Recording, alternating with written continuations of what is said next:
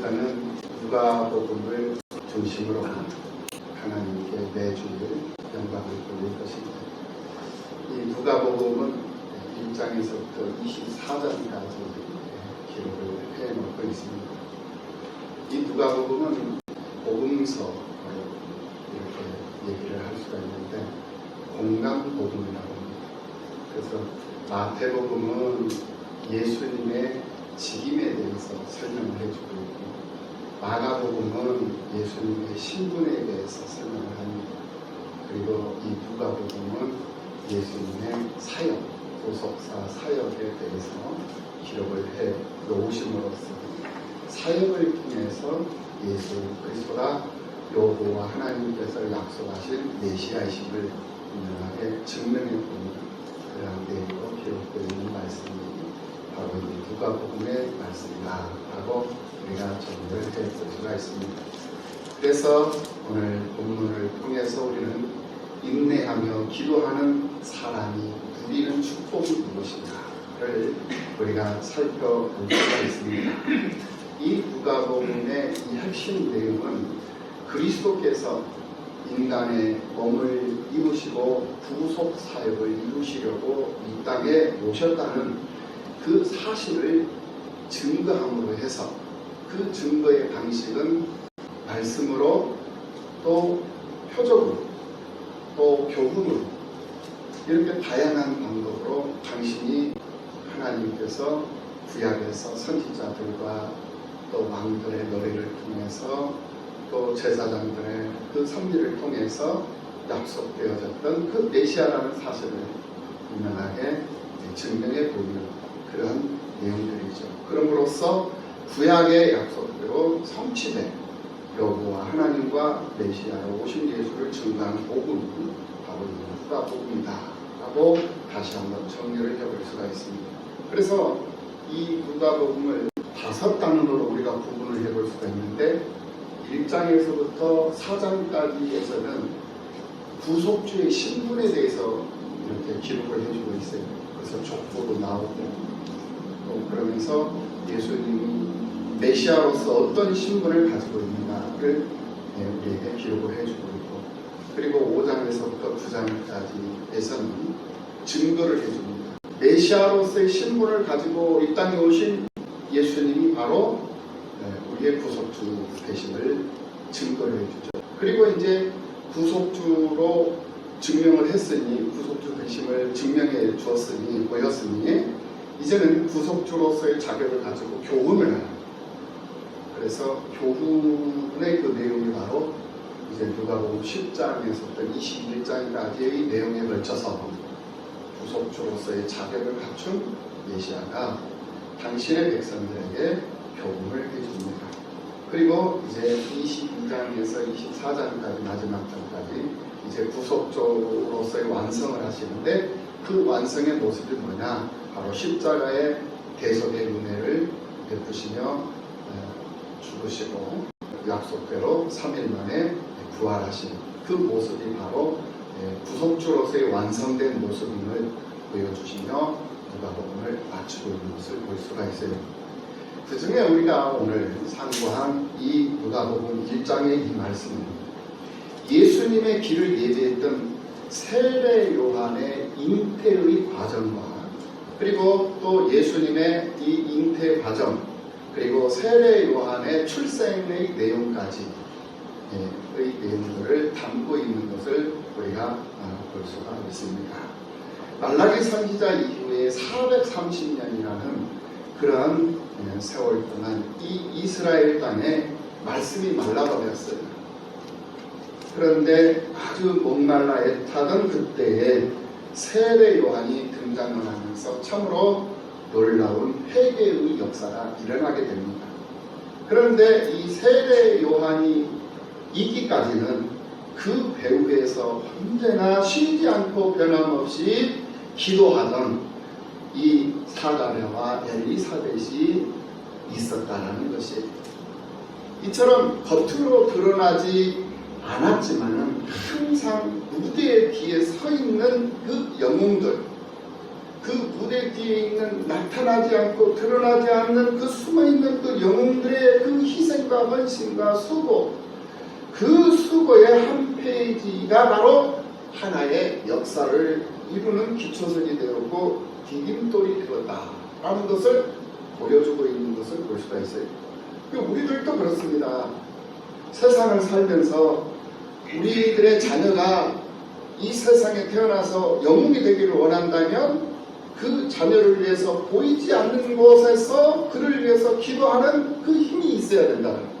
그 기도할 수 있는 수고가 있어야 되고 그 자식을 위한 헌신이 있어야 그 자식이 이 땅에 태어나서 영웅적 삶을 살아갈 수 있는 거예요. 남편의 일이 잘 되고 자식들의 일이 잘 되기 위해서는 그 남편을 위해서 헌신하고 수고하며 기도하는 보이지 않는 힘이 있어야 되고 그 자식을 위해서 수고하고 헌신하는 힘이 있어야 된다는 거예요. 이렇듯 이 사가라와 이 엘리사벳이 세례 요한을 위해서 얼마나 많은 그 기도를 했겠는가를 우리가 생각해 보지 않을 수가 없어요. 그래서 하나님 그 기도를 응답해 주셨던 것이거든요. 그래서 보이지 않는 그런 수고와 헌신의 영웅들이 있음으로 해서 드러나는 영웅들이 있게 되는 것이다라는 거예요. 여러분들은 자녀들을 위해서 기도하시기 바랍니다. 자녀들이 잘 되고 형통하기를 바라고 건강하게 많은 사람들에게 유익함을 줄 수 있는 그런 영웅적 삶을 살아가기를 원한다면 그 자식을 위해서 기도하는 그런 부모가 돼요. 남편을 위해서 기도하고 또 아내를 위해서 기도하고 또 형제들을 위해서 친구, 동료들을 위해서 기도할 수 있는 그런 매너 있는 신앙, 그런 믿음의 사람들로 쓰임을 받으면서 살아갈 때에 그 사람의 기도에 힘에 힘입어서 좋은 열매들이 많이 드러나게 된다는 거예요. 교회를 사랑하십니까 여러분? 교회를 사랑하시지요? 네. 그렇다면 교회를 위해서 여러분들은 기도하시기 바랍니다. 네. 교회를 위해서 기도해요. 교회 부흥을 위해서 기도하고 교회 평안을 위해서 기도하고 교회 성장을 위해서 기도하고 사랑하는 성도를 위해서 함께 더불어 기도할 수 있는 그런 수고와 헌신이 그런 헌신의 영웅들이 교회 안에 많이 보이지 않고 드러나지 않는 그런 영웅들이 많이 있을 때 그 교회는 부흥하고 성장하고 그 교회는 힘 있는 교회가 되는 거예요. 오늘 여러분들의 수고로 우리 나눔과 섬길교회가 이렇게 든든하게 성장해 가고 있지 않습니까? 여러분들의 보이지 않는 헌신, 여러분들의 보이지 않는 수고, 그 헌신과 수고는 그 무엇으로 비교될 수 없는 그런 값진, 그런 수고요, 보배로운 헌신, 그런 수고와 그 보배로운 그 믿음의 헌신이 우리 나눔과 섬김교회를 성장시키고 있다. 그것이 바로 보이지 않는 영웅들이에요. 오늘 여러분들이 바로 보이지 않는 그런 오늘 본문에 나오는 샤가라와 엘리사벳과 같은 그런 영웅들인 줄로 믿습니다. 마찬가지로 이 지역사회, 이 안산 지역을 사랑한다면 여러분들은 이 안산 지역사회의 번영을 위해서 기도해요. 그리고 이 나라와 민족을 사랑한다면 이 나라와 민족을 위해서 여러분들은 기도할 수 있는 사람들이 돼요. 그렇게 될 줄로 믿습니다. 예수님 초림 때에 세례 요한이 나타나서 회개의 역사가 일어났던 것처럼 예수님 재림 때에도 세례 요한과 같은 그런 선지자적인 그런 사명을 가진 의인들이 여기저기 많이 있기를 하나님은 분명히 원하고 계신다는 것을 알아야 합니다. 그들이 누구이겠습니까? 그들이 바로 오늘 여러분들인 줄로 믿습니다. 참 선지자는 예수님이시죠. 우리의 참된 선지자는 예수님 한 분이에요. 그러나 예수 안에서 선지자적 사명을 가지고 선지자적인 역할을 하면서 이 시대를 살아가야 하는 그런 사람들이 필요해. 그 사람들이 누구냐? 바로 오늘 우리들이다라는 거예요. 그래서 오늘 우리들의 본질이 뭐냐? 선지자적 사명을 가지고 이 세상을 사는 거예요. 제사장적 사명을 가지고 이 세상을 사는 것이고 왕의 권세를 받았으니 이기는 자의 삶을 살아갈 수 있는 것이고 환경도 지배하고 통치하고 모든 불의한 것들도 지배하고 통치하고 예배를 방해하고 하나님의 일을 방해하는 것들을 통치하고 다스릴 수 있는 그런 왕의 권세를 가진 자가 바로 오늘 우리들이다라는 거예요. 제사장적 직분을 수행하면서 살아야 하는 사람들이 바로 오늘 우리들이고, 바로 선지자적 직임을 가지고 세상을 살아야 하는 사람들이 바로 오늘 우리들이라는 거예요. 그렇다면 이 선지자는 어떻게 세상을 살았는가? 이 선지자는 바로 하나님의 것을 가지고 세상을 살았던 사람들이, 그리고 하나님을 위해서 죽음으로써 순교자적인 삶을 살았던 이들이 바로 선지자들이었다. 마찬가지로 오늘 우리들도 주님을 위해서 주님 몸된 교회를 세우며 하나님 나라를 확장해 나가고 주의 일에 참여하는 자가 될 때에 비로소 오늘 우리들의 삶은 순교자적인 삶이 되는 것이고 선지자적 사명을 가지고 세상을 사는 그런 믿음의 사람들이 됩니다. 그렇다면 이 세례 요한의 부모였던 이 사가랴와 엘리사벳은 어떤 사람이었는가? 첫째로 이 두 사람은 여러분들처럼 하나님 앞에 의인이었어요. 우리는 하나님 앞에 의인인 줄로 믿습니다. 믿음으로 모두가 다 의롭다 칭함을 받은 사람들이에요. 예. 우리가 거칠게 산다고 해서 거칠게 사는 그 사람이 의롭지 못하다가 말하면 안 돼요.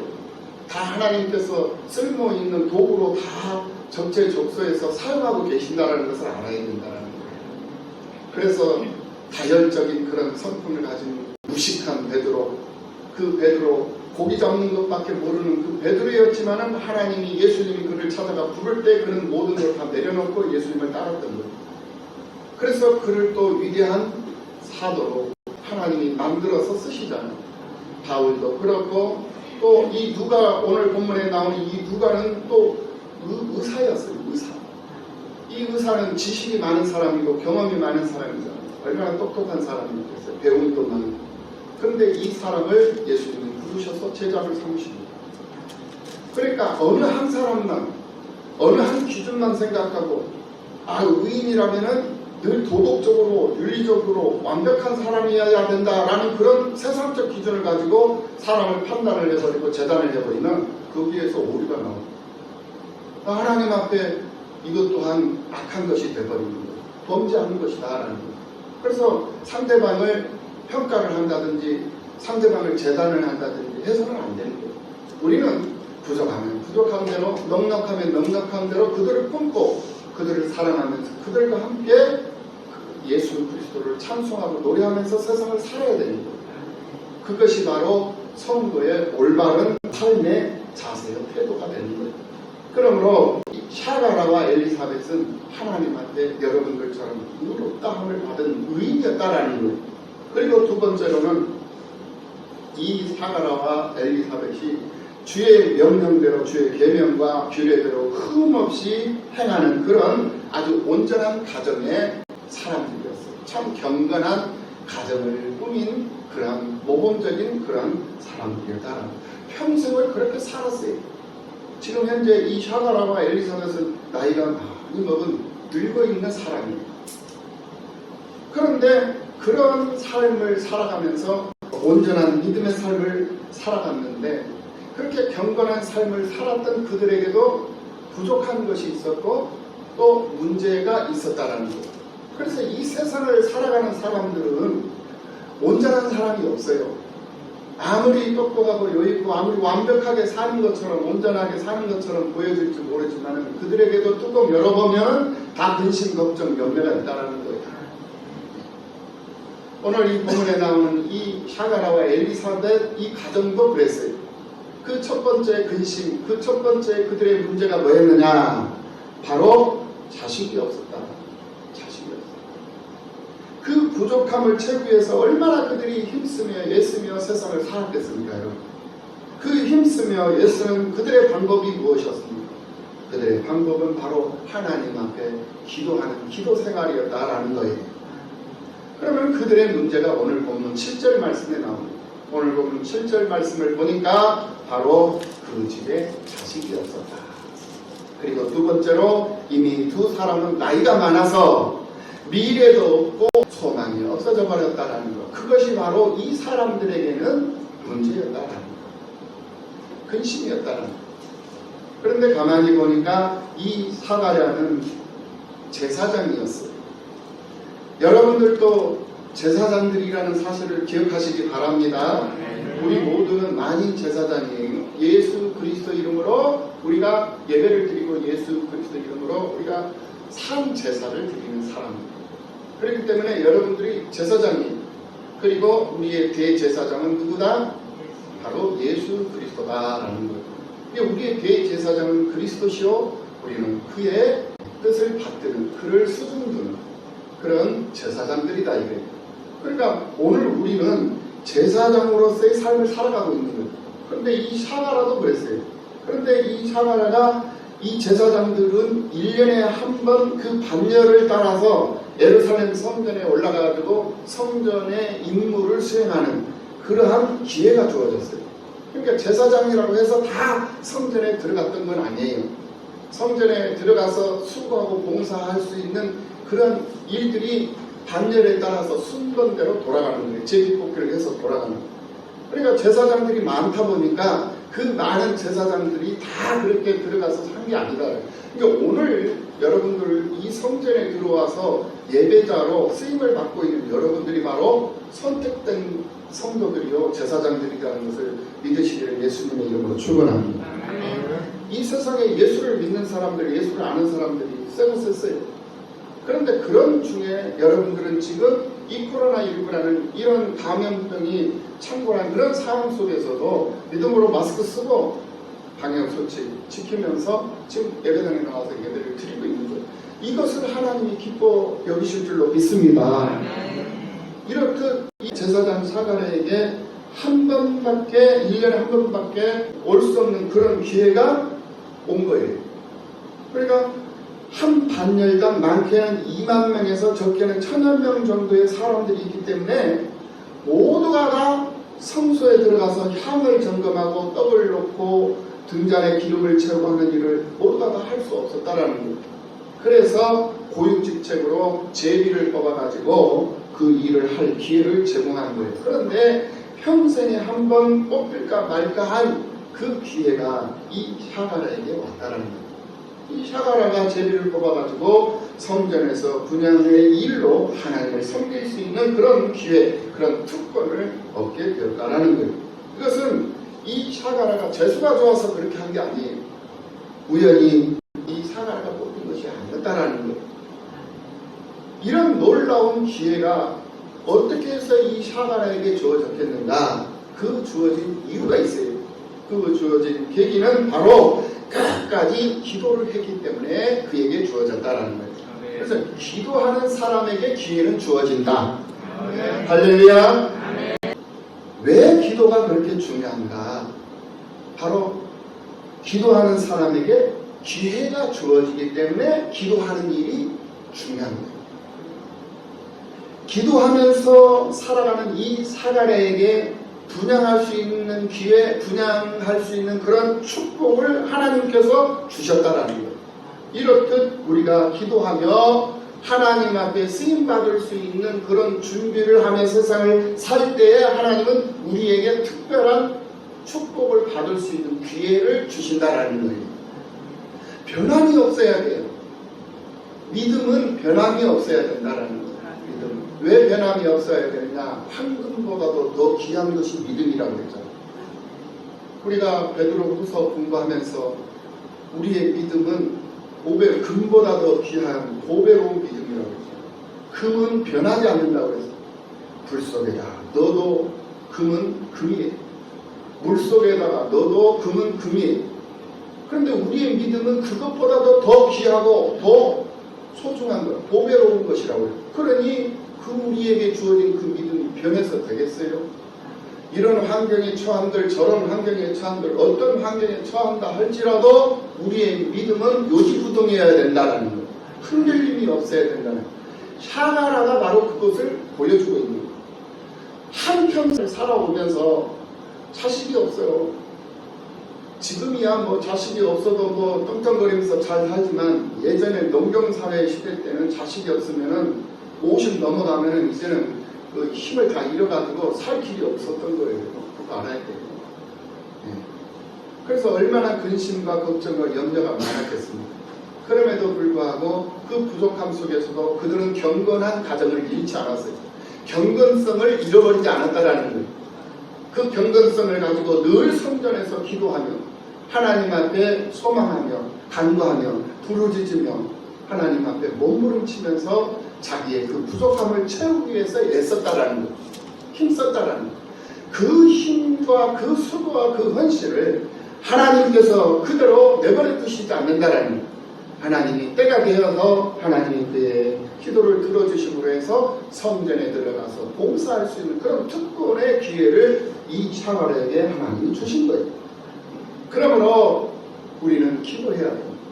하나님은 기도하는 사람에게 기회를 주십니다. 할렐루야. 네. 기도해야 우리 가정에 기회가 온단 말이에요. 기도해야 우리의 생업에도 기회를 하나님이 주셔요. 사업장에도 기회를 주시고 직장에도 하나님이 기회를 주셔요. 기도하기 때문에 그렇다는. 기도하지 않는데 소망이 없는데 무슨 기회를 하나님이 주시겠습니까? 기회를 주신다라는 것은 기회를 얻을 수 있는 그런 소망을 갖고 그런 기회를 갖게 된다는 것은 바로 기도할 때만이 가능하다는. 그래서 우리는 기도해야 됩니다. 부르짖어야 된다. 그래야만이 우리 교회도 하나님이 기회를 주시는, 부흥할 수 있는 기회를 주시는, 우리 하나님 부흥할 수 있는 기회, 일할 수 있는 기회를 주는. 어느 때 그 기회를 주시느냐? 기도. 그리고 두 번째로 기도가 그렇다면 왜 중요한가? 기도하는 사람에게 천사가 동원이 되고 성령께서 친히 역사하기 때문에 기도가 중요하다는 것을 우리가 알 수가 있습니다. 오늘 보면 10절 이하 11절의 말씀입니다. 모든 백성은 그 분향하는 시간에 밖에서 기도하더니.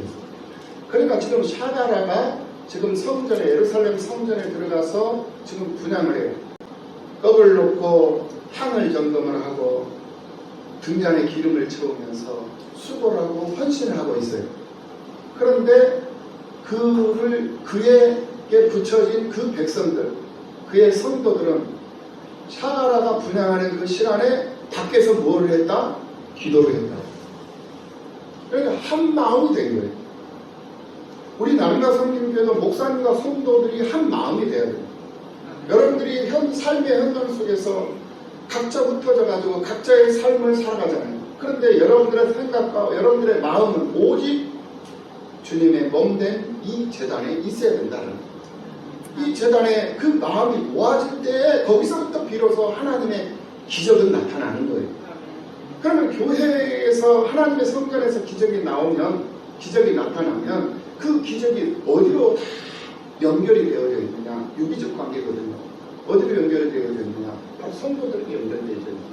그래서 성도들의 직장이 형통해지고 번성해지고 가정이 형통하고 평안을 얻고 건강함을 얻고 그래서 경건한 가정을 이루면서 그렇게 살아가는 거거든요. 그러니까 그 핵심, 우리 삶의 기준점, 그 중심이 어디에 있느냐? 바로 교회예요. 그 교회가 바로 삶의 중심이 돼요. 그 교회가 바로 예수 그리스도의 몸 아닙니까? 예수님 아니시겠어요? 네. 하나님의 사람들이 기도할 때 하나님은 천사를 동원하여서 당신의 사람들을 도와주셨어요. 천사는 하나님이 부리는 영이라고 했어요. 그래서 하나님의 자녀들을 섬기라고 보내주신 하나님의 종들이. 그러나 지금의 이 마지막 때는 긴급한 상황이에요. 지금의 때가 바로 긴급한 상황. 예수 그리스도께서 다시 오실 그날이 바로 임박해져 있어요. 아주 긴박한 그런 상황이에요. 그래서 지금 이 시대는 하나님께서 간접적으로 당신의 백성들을 통치하는 것이 아니라 하나님께서 이제는 직접적으로 통치하는 시대가 지금 우리가 살고 있는 이 시대다라는 거예요. 그렇기 때문에 하나님은 천사들을 보내주시는 것이 아니라 성령께서, 하나님의 영이신 예수 그리스도의 영이신 성령께서 직접 당신의 사람들에게 개입을 하셔요. 당신의 사람들에게 직접 내주하셔서 그들을 간섭하시고 통치하시고 직접적인 그런 통치를 하시는 그런 상황에 이르러 있는 것이 바로 오늘 우리가 살고 있는 이 시대다라는 거예요. 그렇기 때문에 우리는 천사를 숭배해서는 안 되는 거예요. 지금도 이 카톨릭에서는 성당에서는 천사를 부릅니다. 그런데 우리가 그 카톨릭처럼 천사를 불러버리면 우리는 이단이 돼버리는 거예요. 이걸 잘 알아야 돼요. 천사를 불러서는 안 돼요. 지금은 천사가 오르락내락 하는 그런 시대가 아니에요. 지금 이 시대는 성령께서 다이렉트로 우리의 삶 속에 깊숙이 들어와서 우리를 주장하시고 우리를 다스리시고 통치하시는 그런 직접 통치 시대에 살고 있는 이 시대가 바로 오늘 우리가 살고 있는 이 시대다 이게. 그렇기 때문에 우리는 천사를 부르는 것이 아니라 예수 그리스도를 불러야 되고 예수 그리스도를 힘있는 삶을 살고 그의 영으로 오신 성령으로 믿음의 삶을 살고 세상을 살아가야 하는 것이다 이 말씀입니다. 할렐루야. 그리고 왜 기도가 중요하냐? 세 번째로 기도하면 우리 가정에 축복이 임하기 때문에 그렇다는 오늘 본문 13절 말씀입니다. 천사가 그에게 이르되 사갈하여 무서워하지 말라. 너의 간구함이 들린지라. 내 아내 엘리사벳이 내게 아들을 낳아주리니 그 이름을 요한이라 하라 라고 말하고 있는 것을 봅니다. 사가랴가 기도하는 중에 천사가 나타났어요. 사가랴는 아내인 엘리사벳을 위해서 기도했어요. 여러분, 기도하는 남편을 둔 아내 얼마나 행복하겠습니까? 그런데 기도하는 아내를 둔 남편, 그 남편도 행복합니다. 기도하는 아내를 둔 남편, 요즘에 남편을 위해서 기도하는 아내 별로 없어요. 근데 여러분들은 남편을 위해서 기도하시잖아요. 그렇죠? 네. 얼마나 그 남편이 행복하시겠어요. 또 더 행복한 사람이 있어요. 그 더 행복한 사람이 누구냐? 바로 아내를 위해서 기도해주는 남편이 있다는 거예요. 그 사람은 더 행복한 사람. 할렐루야. 여러분들의 남편이 여러분들을 위해서 기도할 수 있도록 기도하시기 바랍니다. 여러분들의 아내가 여러분들을 위해서 기도할 수 있는 그러한 아내가 되도록 기도하시기 바랍니다. 기도하는 남편들이 되시고 기도하는 아내들이 되시기를 예수님의 이름으로 축복합니다. 하나님이 남편 이 사가랴의 기도를 응답하시고 그의 아내 엘리사벳의 태를 열어주셨어요. 구약의 이삭도 아내 리브가가 아이를 낳지 못하자 그 아내를 위해서 얼마나 이삭이 많은 기도를 드렸습니까? 그러자 아내 이 리브가를 위해서 남편인 이삭이 기도를 하자 아이를 잉태를 합니다. 리브가가 잉태를 해요. 남편이 기도하니까 아내가 아이를 낳더랍니다. 얼마나 강력한 기도를 했는지 한 방에 더블로 죽었어요. 쌍둥이 낳잖아요. 뭔 말인지 아는지 모르는지. 맞죠? 네. 얼마나 강력하게 기도를 했는지 한 방에 그냥 더블로 죽어요. 네. 우리는 때로는 이렇게 강력한 기도를 하나님 앞에 드려야 될 줄로 믿습니다.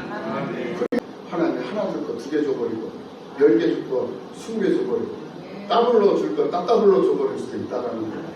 그래서 하나님 앞에 부르짖는데 그냥 건성건성 부르짖는 것이 아니라 마음을 다하고 힘을 다하고 뜻을 다해서 하나님 죽을 힘을 다해서 예수 이름 붙잡고 하나님 앞에 부르짖으라는 이유가 바로 거기에 있는 거예요. 한 방에 해결돼 버리는데 이 이삭도 더블로 해결돼 버리죠. 여러분들의 삶 속에도 이러한 기쁨의 역사가 있을 줄로 믿습니다. 그만큼 이 기도만큼 큰 일은 없는 거예요. 이 기도하는 일이 큰 일이요. 이 기도하는 일이 여러분 사업하는 일이에요. 기도해봐요. 하나님 앞에 기도하면 물질의 축복 놓고 기도해봐. 하나님이 물질 축복 해주시는데 생각지 않을 때 따따블로 하나님 물질 축복 주실 줄 어떻게 아냐 이거예요. 그러니까 그것이 나의 기업이다라고 생각해요. 네, 내가 지금 현재 일하는 일이 세상 돈 몇 푼 버는 것도 일이지만은 주님 앞에 나와서 기도하는 일은 그보다도 더 큰 일이다라는 것을 알으라는 거예요. 그만큼 기도가 중요하다는 거예요. 이렇게 하나님께 드리는 기도도 큰 사업의 한 부분이라는 사실을 알고 끊임없이 하나님 앞에 기도할 수 있는 여러분들이 되시기를 예수님의 이름으로 축원합니다. 그래서 기도하는 사람을 대단한 사람이다 라고 말할 수 있는 것입니다. 하나님은 기도하는 한 사람을 통해서 우리의 역사를 움직이고 창조해 나가신다는 사실을 기억하면서 우리는 기도하는 사람이 되어야 할 줄로 믿습니다. 이 사가라와 이 엘리사벳은 바로 기도하는 사람으로서 인내하며 그 인내로서 축복을 감아진 그런 사람이었습니다. 오늘 우리들도 이 사가라와 이 엘리사벳의 이 믿음의 본을 본받아가지고 정말 하나님께서 우리에게 축복을 해 주실 때까지 이제 축복, 건강의 축복, 자녀의 축복, 모든 삶의 형통함을 허락해 주실 때까지 인내하면서 참고 견디면서 끝까지 견디면서 예수 이름 붙잡고 부르짖고 간구하는 그 일을 멈추지 않아야 될 줄로 믿습니다. 인내할 줄 알아야만이 가을에 추수할 수 있는 기쁨이 있는 것이라고 했어요. 기다리면서 원망 불평하지 말고 준비하고 감사하고 개발하고 학습하는 것, 그것이 바로 우리가 해야 할 일이다. 그것은 기도의 열매가 그렇게 쉽게 얻어지는 것이 아니기 때문에 그렇다는 오늘 이 사가라와 엘리사벳은 경수가 끊어진 나이였음에도 불구하고 아이를 잉태하여 아이를 낳았습니다. 그것은 그들의 피와 땀과 눈물의 끊임없는 소망으로 기도 중에 이어졌기 때문에 가능한 그런 축복이었어요. 어떤 기도가 진짜 기도요? 어떤 기도가 훌륭한 기도이겠습니까요? 훌륭한 기도요, 진짜 기도는 바로 우리의 땀과 피와 눈물이 들어간 기도여야만이 그 기도가 진짜 기도요. 그 기도가 바로 역사하는 힘을 드러낼 수 있는, 발휘해낼 수 있는 기도가 됩니다. 예수님도 겟세마네 동산에 올라가셔서 이 눈물, 이 피와 이 눈물과 땀이 핏방울이 될 정도로 하나님 앞에 기도를 한 거예요. 그만큼 심혈을 기울여서 하나님 앞에 간절하게 간곡하게 하나님 앞에 기도를 했다는 거예요. 그 기도가 놀라운 큰 일을 감당해낼 수 있는 힘을 갖게 했고 그 하나님의 뜻을 이루어낼 수 있는 그런 담장을 갖게 했던 거예요. 예수님도 우리와 똑같은 육신을 입으신 분이셨기 때문에 얼마나 두려웠겠습니까?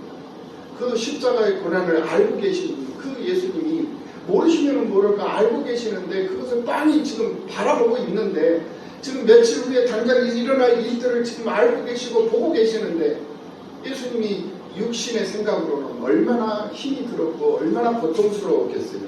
그래서 아버지 앞에 기도하잖아요. 주여 이 잔이 내게서 지나가게 하옵소서. 얼마나 힘이 들고 그거를 얼마나 고통스럽다는 걸 알았으면 이 잔이 내게서 지나가길 원했겠습니다. 그러나 내 원대로 마옵시고 나는 내가 감당해야 할 것이 너무나도 힘들고 어렵기 때문에 이 감당해야 할 이 잔이 지나가기를 원하지만은 그것은 내 원이지만은 그러나 내 원대로 마옵시고 아버지의 원대로 하옵소서 라고 아버지 앞에 기도하면서 자신의 모든 것을 아버지 앞에 다 맡겨버립니다. 이 기도가 바로 진짜 기도예요. 그래서 대가를 지불해야만이 열매를 얻을 수가 있는 거예요. 내가 일하면 그냥 내가 일하는 것이 되어버리겠지만은 내가 일하는 것이 아니라 나는 기도하고 하나님이 일하면 하나 두 개가 아니라 1000개, 10,000개 셀 수 없는 그런 기적의 역사들이 여기저기서 많이 나타나고 드러난다 이거예요. 그리고 내게 주어진다는 거예요. 할렐루야. 그러므로 내가 일하려고 하지 말고 하나님께서 일하시도록 하라는 거예요. 하나님께서 일하시도록. 얼마나 하나님이 답답했으면 당신이 일하시겠어요. 칠병이의 기적이 바로 그거예요. 보리떡 7개, 물고기 2마리로 4,000명을 먹이고 7강주리를 남기셨죠. 근데 그때가 바로 어느 때였느냐? 바로 점심때였어요. 점심. 날이 새서 아침이 지나고 점심때가 다가오는데 3일 밤낮을 사람들이 병고침을 받은 그 사람들이 3일 밤낮을 쉬지도 않고 잠도 안 자고 먹지도 않고 뭐하고 있었어? 예수님만 찬양하고 있었던 거예요. 예수님만 찬양한 거야.